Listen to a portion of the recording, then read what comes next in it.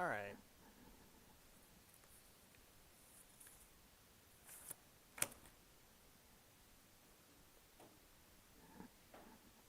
Connor, since you weren't here last time, um, paper is due in about a month. The final paper, if you're gonna do it. Um, I have not yet. I finished the online tests finally, so I'm gonna start working on the papers here pretty soon. So I'll get those done and get those online um, here in the next little while. So you'll be seeing those grades up hopefully pretty soon. Um, and that also goes for my online students. You'll be seeing those a little bit later because I'll be doing the papers that were handed to me first, and then I'll start doing the ones that are in my flooded email box. So I'll be doing that. And also, we are about halfway through this chapter. We might finish it today. If we do, review next Monday, and then the test on Wednesday. So we're getting there. Any questions from you folks before we get started? All good. All right. So we've ended with Russia. Nicholas and Alexander and all of that. I mentioned last time Alexander was a little bit more lenient. However, any amount of leniency in Russia apparently causes for revolutionary thought, which the heathen cracked down on, which resulted in him getting blown up, which then resulted in his successor being even more reactionary, which resulted in his almost assassination, which then resulted in the execution of Alexander Yulanov, who was the brother of one Vladimir Lenin, which is going to have repercussions going forward.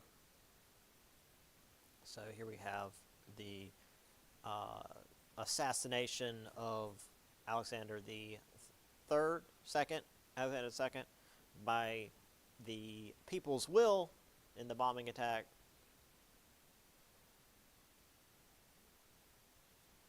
And then Alexander III, which, if you recall from the images of, say, Ivan the Terrible and Peter the Great, this is very much going back to the very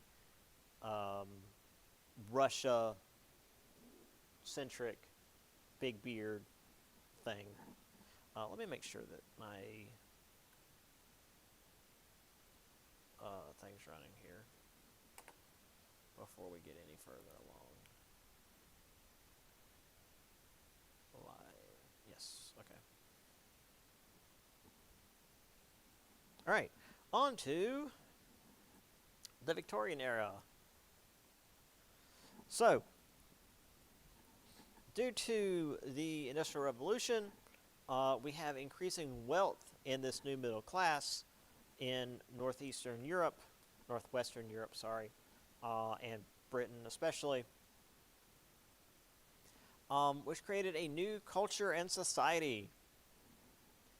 And this was pretty similar across the different countries. Britain, France, Germany isn't quite a thing yet, but the Germanic states, etc. So while the people in these different countries who were of the same middle upper class were very similar, it also created a larger divide between these middle upper class people and those in the lower class. These social distinctions were no longer about your family, those, the nobility or whatever, but instead how much money you had. And very quickly that still kind of became a family thing because of inheritance and whatnot. So for the upper middle classes, the biggest innovation when it came to changing how your life patterns went was gas lighting. Shops could remain open later. You could work later into the evening. People could go out and enjoy theater, shops, etc. Because before, once the sun went down, that was it. Um, you know, in movies that have like medieval towns and stuff, they always have torches and stuff, but that wasn't really a viable thing. You couldn't light a town with torches, not really. Um, you know, you'd have your inn with like a hearth, but that wasn't viable for keeping a business open. Once the sun went down, you went to bed. Um, However, with gas lighting, being able to not only have light in more places, but you could literally just run the gas underground and have lamps all over the city, in the shops, and again in the factories, and keep people working longer.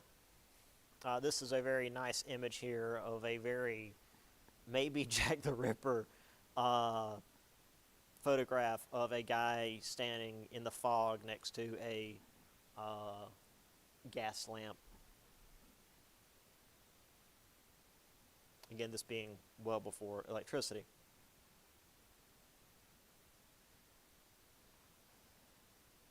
So those who had money found themselves moving at a breakneck speed to try to keep up with fashion trends, or at least appear that they were wealthy. We aren't quite at the Gilded Age yet, but we're getting there, where people who have wealth are trying to appear wealthy, and those who sort of have wealth are trying to appear more wealthy than they actually are. One of the biggest examples of this was the Crystal Palace. This was a um, World's Fair in England in 1851. There were other work exhibitions in France, Germany, and America. Um, this would be the first of these. This was modeled after a greenhouse and was built over a whole park in London. Uh, it was the Crystal Palace exhibition because, well, it was a greenhouse. It was basically a building made out of, well, not made out of glass because, you know, but it looked like it was made out of glass. So it looked like it was crystal, and it was huge, so it was called a palace, hence the name. Um, and this became the sort of model for later world fairs in um, later countries. This is why the Eiffel Tower was built, for example, was a later World's Fair in Paris. Um, the Eiffel Tower was meant to be deconstructed, to put it nicely, after the World's Fair, but they decided to keep it up, even though most people in Paris dislike the Eiffel Tower. Um, that sort of thing. So the Crystal Palace was meant to showcase all the newest technologies, not just in, I mean, it was mainly meant to show off how great England was. I'll show you some images here in a minute, but it was also like all the different countries that England had under its control, because again, England was pretty much at the height of its empire at this point. But also, this is where America showed off the McCormick Reaper, um, the combine harvester that caused crop prices to plummet, which meant that food was cheaper, which was good for most people, but it also meant for farmers that if they didn't purchase this expensive equipment, then they would lose their farms because they wouldn't be able to make enough money to continue working their farms. So they would have to buy this equipment to increase their harvest, but everyone increasing their harvest would further drive down prices. So while it was certainly a boon for people that just needed cheap food, it was real rough for farmers. But it was a major technological advancement. Obviously, this Crystal Palace, while showcasing the heights of technology and wealth, it very much did not showcase everyone else. those that lived on the verge of collapse every day often were still working. You could still very much be working and still barely getting by. Um,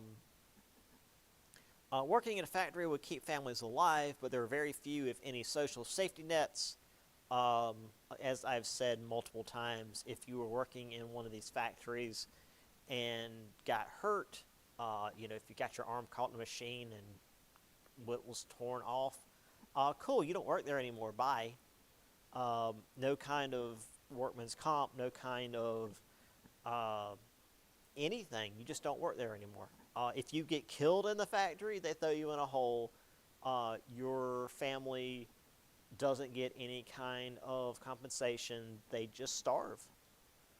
It wasn't until the 1880s, at least in Britain, that there was any kind of governmental aid for people who were destitute. And Britain was one of the first countries that did this. I think maybe the Netherlands were ahead of the British in this regard, but Britain was still one of the earliest. And it was these desperate, destitute people who often inspired literature of the day. We'll get to that in a little bit. Again, if you've read anything Charles Dickens, it was about this. Here's the Crystal Palace. As I said, just really big ass greenhouse. The people of London really liked it. Again, unlike with the people of Paris who hate the Eiffel Tower, the people of London really liked this. Unfortunately, it burned down not long after the exhibition, so they lost it. Which again is why it's not like a national monument in London today. But this is what it looked like on the inside.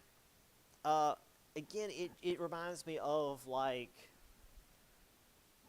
if you've ever been to like the state fair where they have these various things inside. Shoot, I'm just at a loss for words anymore. Just like tables you go to and see different stuff. It was basically this, but especially specifically here, you've got all these different flags of nations that England was in control of, and the various technologies and cultures and whatnot that they could bring to the forefront.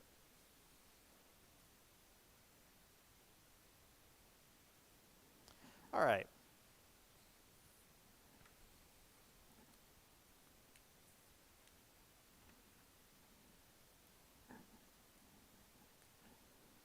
So, one of the philosophies of this era was called positivism. Now, again, like with Romanticism, it wasn't what it sounds like. It wasn't this whole like, it's about being positive. It's like, no, that's not what it is.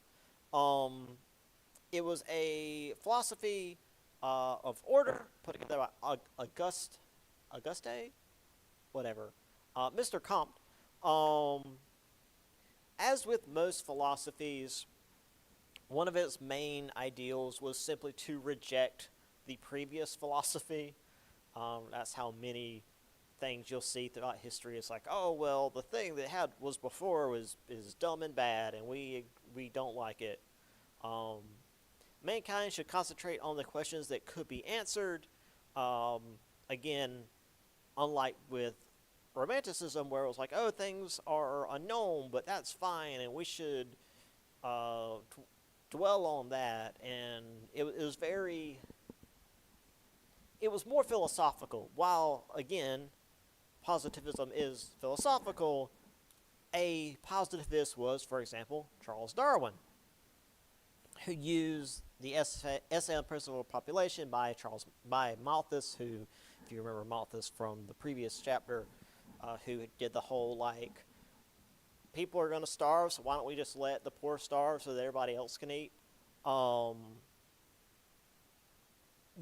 he used this as a stepping stone for his process of natural selection, where the strongest survive to pass on their traits to the next generation, which itself, is of course more of a scientific theory than just a philosophy. Um, Now that said, to reiterate, strongest doesn't mean like physically powerful. It means, I'm not sure if I have the quote here from Charles Darwin, but like fittest or most able to adapt to change, because when the climate or just the area that these creatures are living in changes, whichever are able to change with it and adapt are able to survive and live on and pass on genes to their offspring, whereas those that die clearly don't. That's what that means.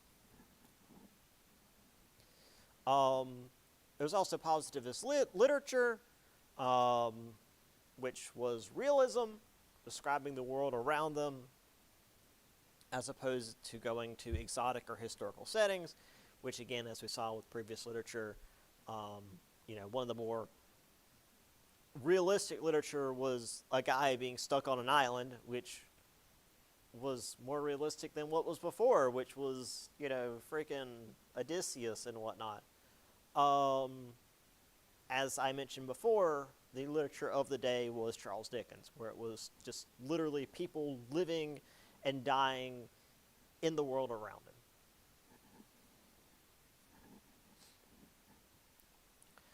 I discussed the painting a little bit last time because we showed Paris. Impressionism. Because photography was starting to become a thing in the mid-1800s, painting started to diverge, where you weren't trying to perfectly capture like the exact image in front of you.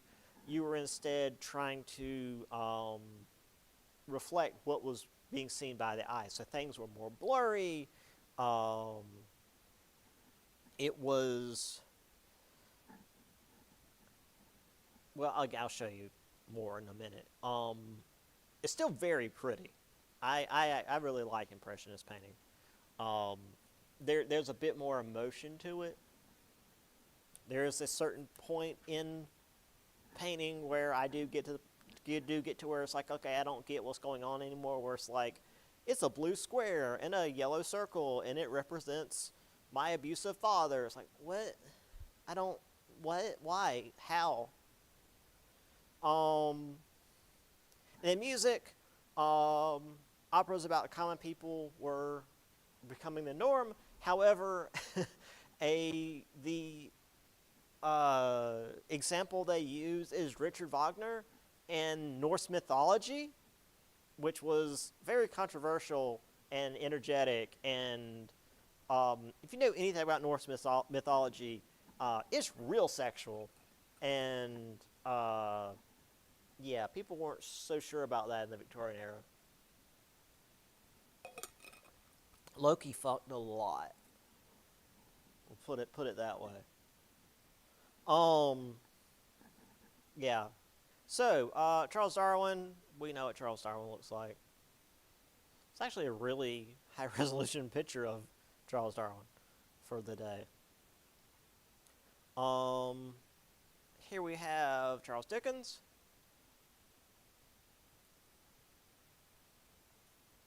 Of course,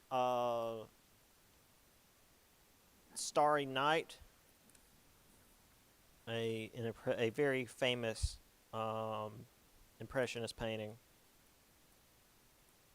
See, do I have? Yeah, Edward Manet.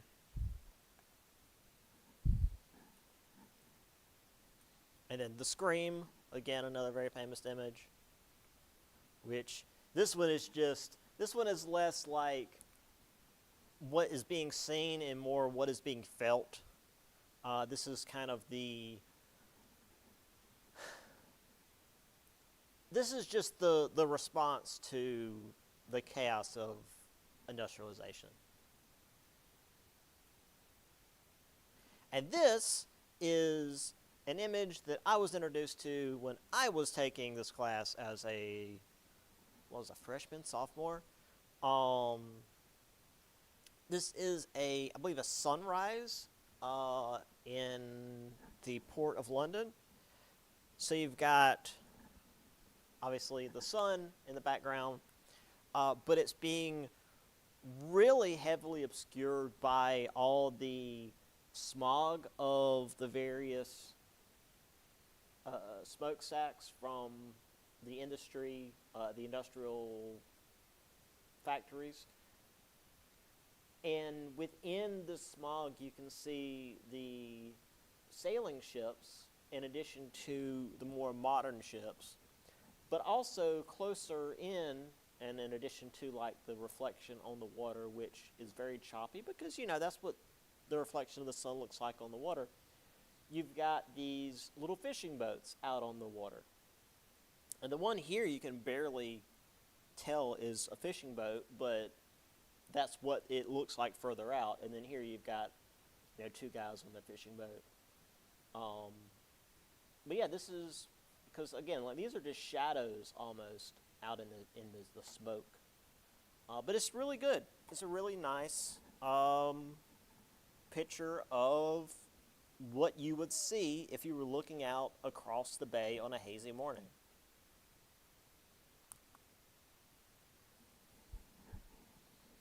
All right.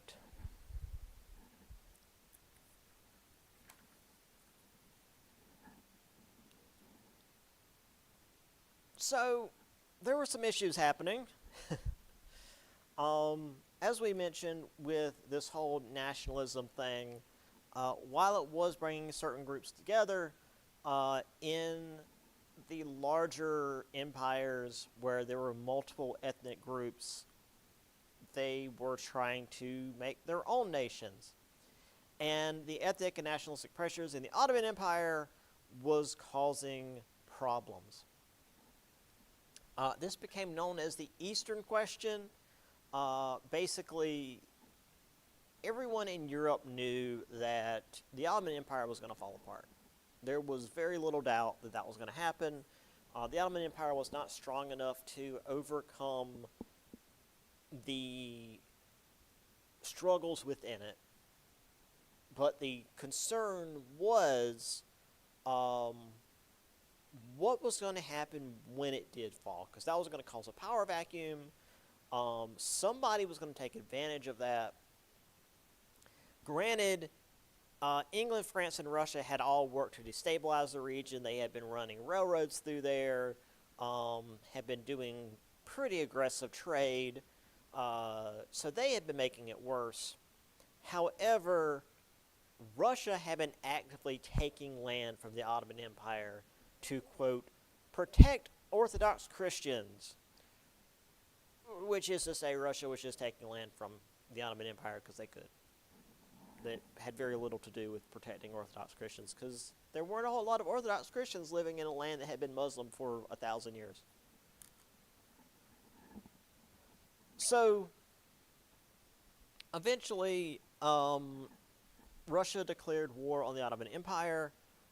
Britain and France both jumped in to aid them a year after war was declared,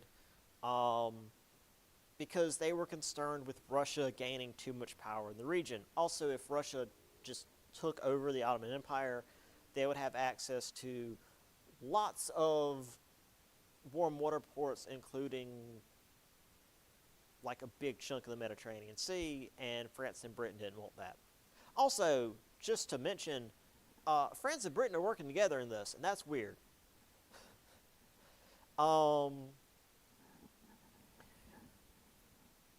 Crimean War saw 500,000 Russians and 400,000 Ottoman Allied soldiers killed. This is a war we rarely talk about here in the U.S., but it was significant.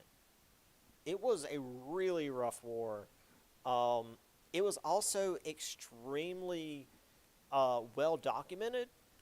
There were newspaper correspondents, telegraph lines, railroads that caused not only it to be reported very quick, reported on, and these reports to get back to, say, England and France very quickly, but also troops and supplies to move back and forth to the front lines more quickly.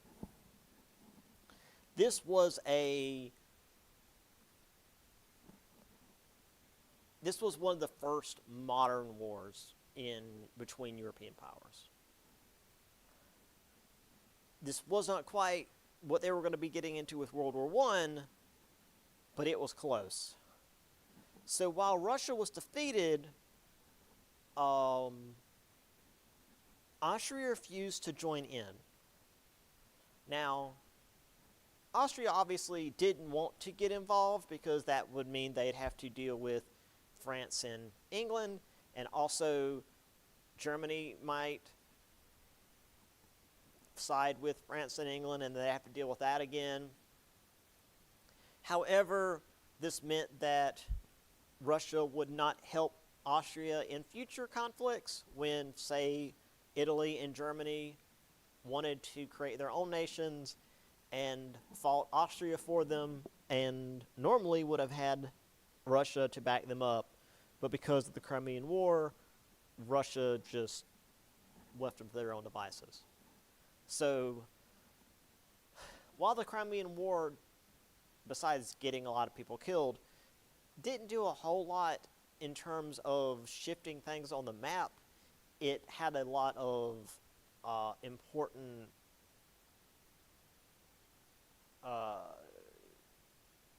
ramifications down the line. Also, if you're familiar with the Charge of the Light Brigade, that's when this happened. If you're not familiar with the Charge of the Light Brigade, it is a pretty famous poem by, what's the British, was it Lord Byron? It was a British poet. Basically, it's this heroic charge by this British cavalry unit. The realistic thing that happened was this British cavalry unit was told to charge a Russian artillery emplacement. It was a bunch of Russian cannons. So they charged down this valley towards the cannons, getting shot at all the while. However, they didn't realize that on the hills on both sides of them were more Russian cannons. So they're getting shelled on 3 sides by cannons, and they're on horseback. And rather than turning around and leaving, they go all the way to the end, hit the guys with the cannons, with their swords. I guess they defeated the guys, at least at the end of the valley with the cannons, and then ride back, getting shot at again on their flanks. I want to say like 800 went in, and something like 50 came out. And it was seen as like this heroic deed because the British really loved their martyrs. Yeah, that was the Charge of the Light Brigade. That's why a lot of people died. All right. Boy, let's see what else we got. Unification, I guess. Let's start with Italy. Italian unification was interesting, and I guess it's why today, like, I've got a number of Italian friends, they still speak of Italy as, like, 2 different places. So the main unifier was Camillo de Cavour. He worked with Victor Emmanuel II, the King of Piedmont, and was working to take all of Italy. Now, again, that there were a lot of people involved in taking Italy, but because I do a lot of multiple choice, Cavour is the important one.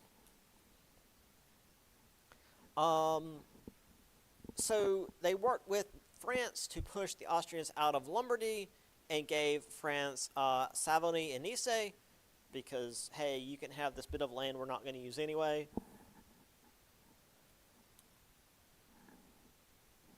Meanwhile, down in the Kingdom of Two Sicilies and the Papal States, we're not going to go too quietly. However, the Kingdom of Two Sicilies, I said the latter, I meant the former. The Kingdom of Two Sicilies had a rebellion when Giuseppe Garibaldi led a revolutionary army of 1,000 men into the kingdom. 1,000 men isn't a lot when you want to liberate an entire kingdom. However, the people welcomed Garibaldi's army and helped them to drive out the monarchists. Now, the thing about this is you have Cavour in the north with Victor Emmanuel II pushing, well, a king, and Garibaldi in the south leading an anti-monarchist group and spreading, obviously, a not king group. Well, they met, were set to go to war, but then Garibaldi's like, yeah, you know what? Victor Emmanuel is the king, that's fine. And they just joined up. Victor Emmanuel was crowned as king, 1861. They took Venice from Italy in 1886, and the Papal States in 1870, while Prussia was doing its thing, which we'll get to in a little bit. So, what it could have been significantly more bloody ended up being pretty laid back. Now, obviously, there was still plenty of fighting. There was still plenty of war. There was still plenty of people getting killed. But relatively speaking, this went pretty okay. Now, granted, compared to what we'll see in Germany, there wasn't a lot of really strong stuff tying the people together, which is why today it's still very regional. The people in northern Italy and the people in southern Italy are still pretty different from one another. Which, I mean, you know, here in America, we're very regional. I mean, just even within the states, we're very regional. So that's not necessarily a bad thing. It's just a fact of how cultures work. Here is Cavour. That's just Cavour. That's what I got. All right. A much larger, there's also like a side panel called Abraham Lincoln and American Unification. It's like, okay, that's not what we're talking about, so I'm skipping that. German unification. Okay, so this is a much longer piece. In fact, I have a separate slide on just the Franco-Prussian War. So, Prussia had tried to do its own thing before, but Austria had been backed by Russia, and Prussia was forced to sign the Treaty of Olmütz, which led to Prussia building up its military and electing Otto von Bismarck as its chancellor. So, remember, we had the whole Crimean War after this, which meant that Austria couldn't call on Russia anymore. So while all this is happening, Bismarck is using Realpolitik, which was a cynical, subversive version of suffrage. Basically, he would allow a certain group of people to vote, but only if he knew they would vote in the way that he wanted them to vote.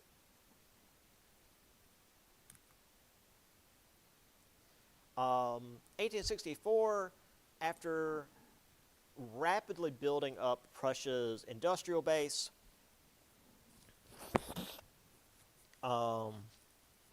Provoked a war of Denmark over Schleswig and Holstein, and was easily able to defeat them because, well, they weren't ready to go to war with Prussia.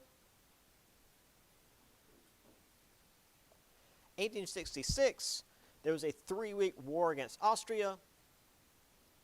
This is when Italy took Venetia and Lombardy, and Austria also pushed for semi-autonomy. Hungary pushed for semi-autonomy. So Austria was in a real bad place when Prussia decided to make a move. Because again, Austria doesn't have Russia to back it up anymore because they refused to help Russia in Crimea, so Russia's not helping them. And since Russia's not backing Austria, all these other countries are willing to go up against Austria, including, again, obviously, Italy and Hungary, which is technically part of Austria. Well, Austria-Hungary. So, yeah. And a 3-week war, that's very short, especially in this time period. And then in 1870, Bismarck manufactured a political crisis when a Prussian prince was offered the Spanish throne. Once again, Spain is only there as a problem.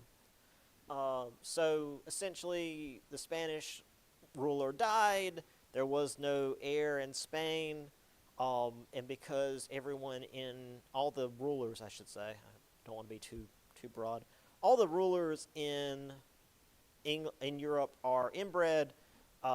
Somehow it fell to a Prussian prince, which was not going to unite the crowns. Like, it wasn't going to be,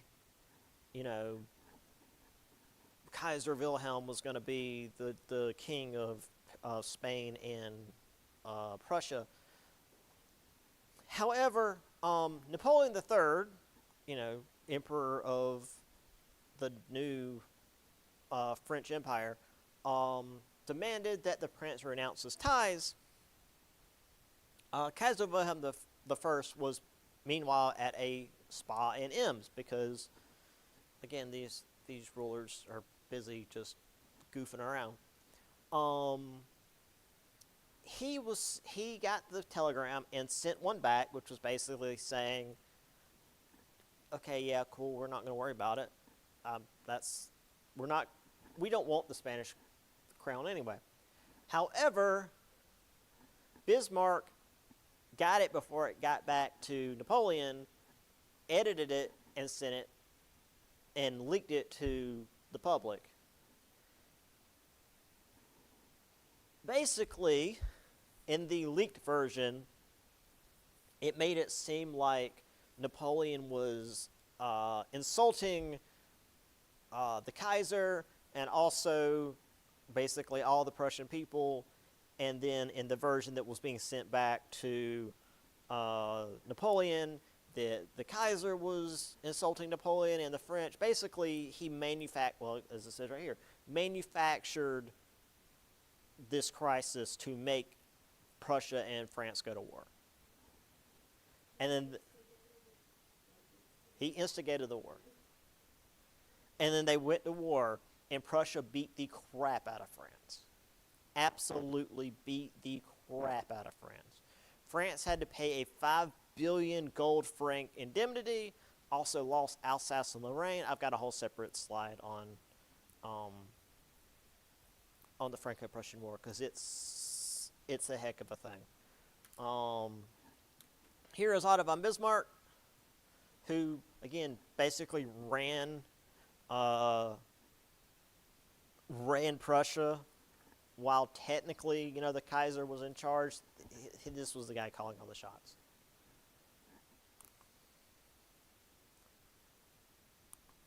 Also, this quote from our Chancellor Bismarck: "If you like laws and sausages, you should never watch either one being made," which is to say, both are dirty business, and you don't want to see the details. And this is a picture from the beginning of the chapter, actually, of Bismarck here on the left, and this is Napoleon III on the right. No, wait, I got it mixed up. This is obviously Bismarck on the right, who's got the pith helmet, and Napoleon on the left. This is after the Battle of... What was the battle here?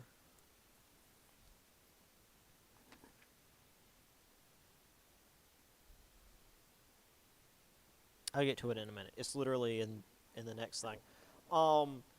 Napoleon got captured. And so they're just hanging out because, I mean, what else is he going to do? Oh, also, I named my cat after Otto von Bismarck. So that's my idiot cat. Yeah. Yeah, he's a window licker.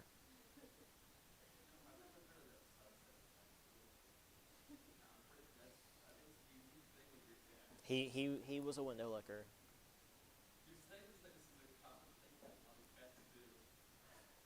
I've never had a window licker.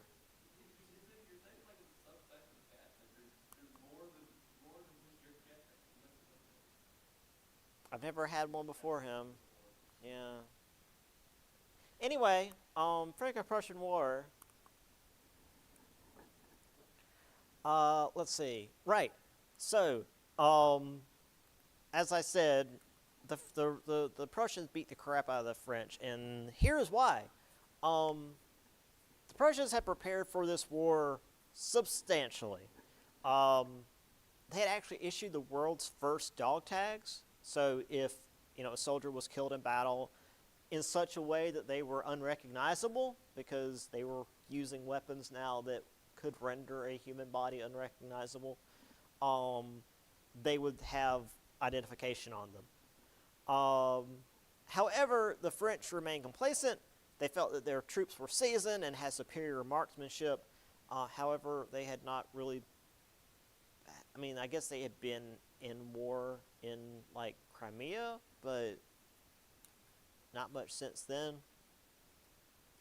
Now, as we had said back during the Napoleonic Wars, it typically took a lot of time for these armies to deploy. You had to get the people together and muster them in the various towns before they could actually deploy into battle.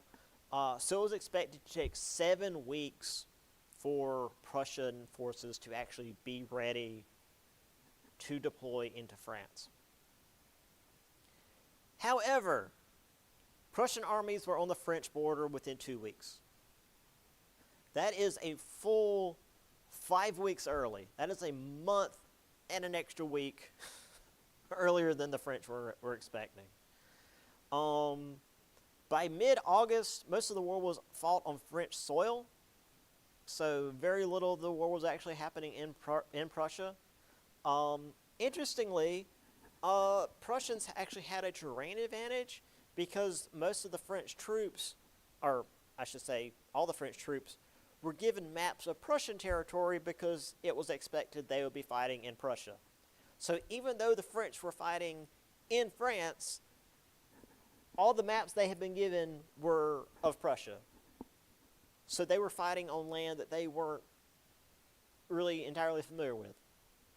Because even though they were fighting in France, it didn't necessarily mean it was the part of France they were from. I always explain this with, like, if Canada were to invade, which again is preposterous, but that's the best example I can think of. If Canada were to invade and we were to be shipped up to, Minnesota or whatever, that's just because it's America doesn't mean we know anything about the land in Minnesota. So that's what it's like for the people in, say, northern or western or southern France, because now they're fighting in eastern France. That they don't know anything about eastern France, and they're given maps of Prussia, which is helping them none.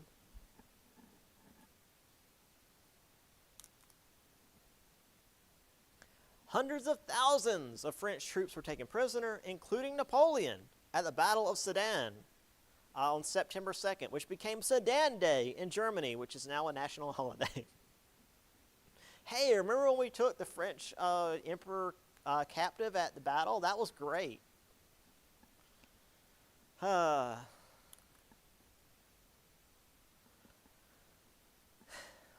The French, though, did do what the French were best at and put up guerrilla resistance as the Prussians marched further into France and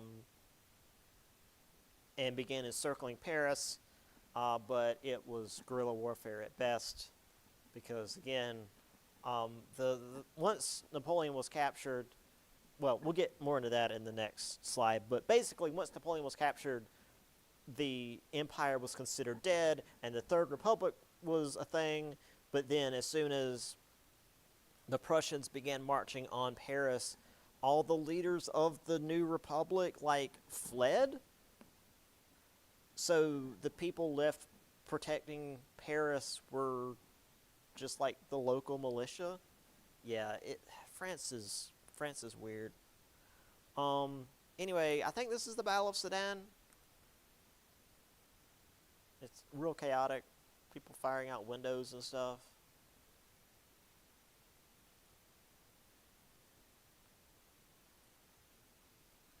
And here we have a map of the actual movements of the war. As you can see, the Imperial French armies did very little. And then after the Battle of Sedan, it was the Republican French armies because, again, once Napoleon III was captured, the empire was considered dead, and the Third Republic was now a thing. But, I don't know, whatever, man. They also didn't do a whole lot. As you can see, all of the movement is Prussian. Well, German. It was still technically Prussian. Germany wasn't officially a thing until after this war. Speaking of Paris, after Napoleon was captured, the French Republicans in Paris declared the Second Empire dead and proclaimed the Third Republic. And again, as I said, the leaders of this Third Republic quickly fled Paris with the Prussian advance. Defenders were radicalized and opposed a government that wouldn't even defend their capital, which, fair. So after the war was over, the French army marched on Paris in March of 1871. Defenders stated they were subject to the Paris Commune and not the French government. So I guess they held out for 2 months. May 21st, 1871, French troops stormed the city. 25,000 Parisians died by firing squad or guillotine. Again, the French are really good at killing French. This led the Third Republic to be very hostile towards the working class, which led nearly to yet another uprising. So, yeah, the Franco-Prussian War led to a very unstable Third Republic.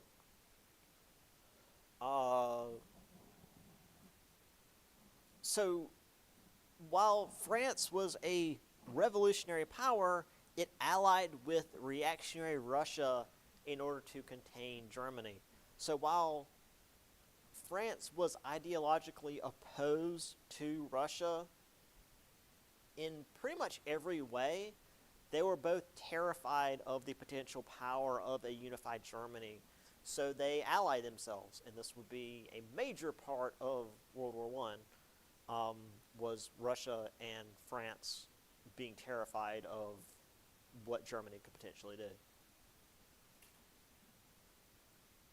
Also, here's barricade building in Paris, once again, and as I said, they just pull the paving stones up and build barricades. They're right there in the ground. And those are big paving stones. I mean, look at that. Yeah, you just pull the stones up out the ground and build a barricade. It's probably paved now, rather than just, loose, Yeah, but I mean, they still barricade the streets. So they had them like that back in the days because it takes them out. I mean, it wasn't for that, but that was the easiest thing to do. Yeah, I would have never thought of that. It's kind of smart. the Parisians knew what they were doing.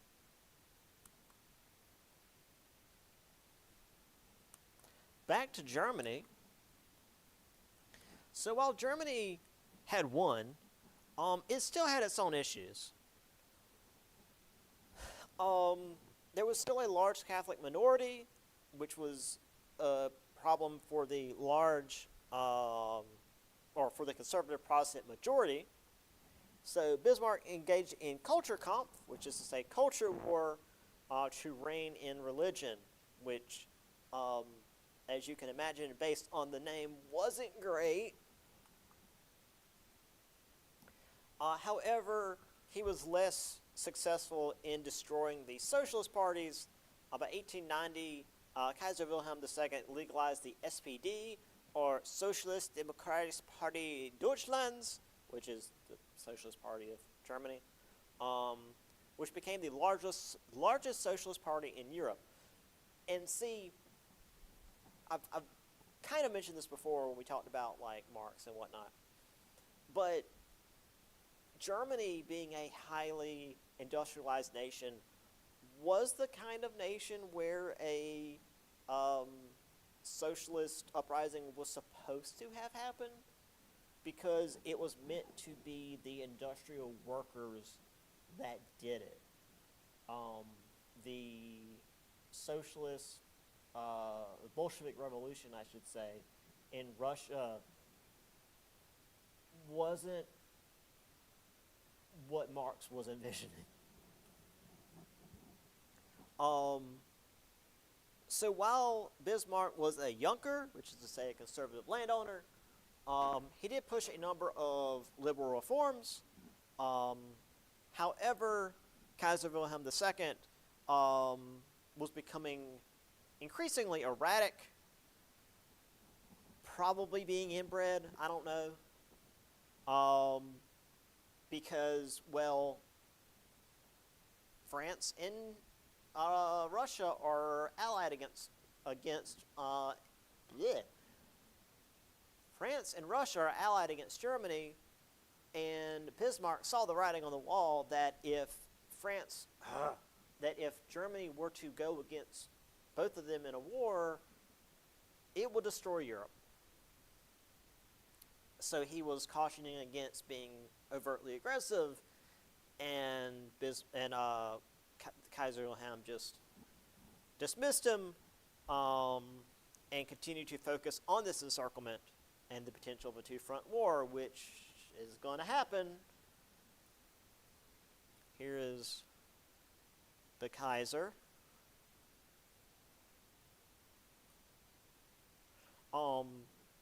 This next slide is the last one, but I do have a short video about Bismarck to show you guys before we finish for the day. And then we'll do the review next week. So, just a real quick, like, throwing everything together. Italy and Germany were unifying, but a lot of places were dissolving. The Bulgarians tried to rise up. The Ottomans had reprisals, which were known as Bulgarian horrors. Basically, war crimes. Shocked Europe and pushed Russia to invade, which I guess is where the whole Crimea happened. Hungary took advantage of the Austro-Prussian War. Now, rather than becoming independent, which again we've discussed, they pushed for dual monarchy.